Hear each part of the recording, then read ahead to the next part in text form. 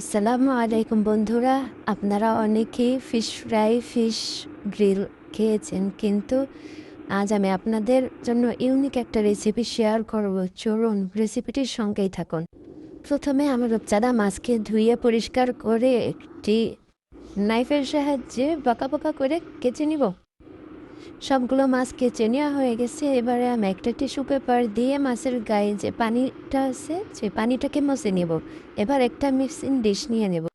1.5 চা চামচ আদা রসুন পেস্ট, 1 চা চামচ হলুদ বাটা, 1.5 চা চামচ মরিচের গুঁড়া, 1 চা চামচ জিরার গুঁড়া, 1 প্যাকেট টমেটো সস, পরিমাণ মতো লবণ ও 1.5 টেবিল চামচ ঘানি ঘানো সরিষার তেল দিয়ে সুন্দর করে মিক্স করে নেব। এবার একটা একটা রূপচাঁদা মাছ নিয়ে খুব সুন্দরভাবে মাছটাকে ম্যারিনেশন করে নেব। দেখবেন সব জায়গায় যেন মশলাগুলো ঠিকভাবে ঢুকে। মাছের সাথে আমি কিছু উপাদান অ্যাড করব। এভাবে একটি শসা টুকরা টুকরা করে কেটে নেব, 2টা আলু টুকরা টুকরা করে কেটে নেব, একটি লেবু সুন্দর করে পিস পিস করে গোল গোল করে কেটে নেব, একটি পেঁয়াজ গোল গোল করে কেটে নেব, কাঁচামরিচ এবং ধনেপাতা কুচি সুন্দর করে সব কিছু কেটে নেব। আপনারা আপনাদের পছন্দ মতো অন্য কোনো সবজি অ্যাড করতে পারেন।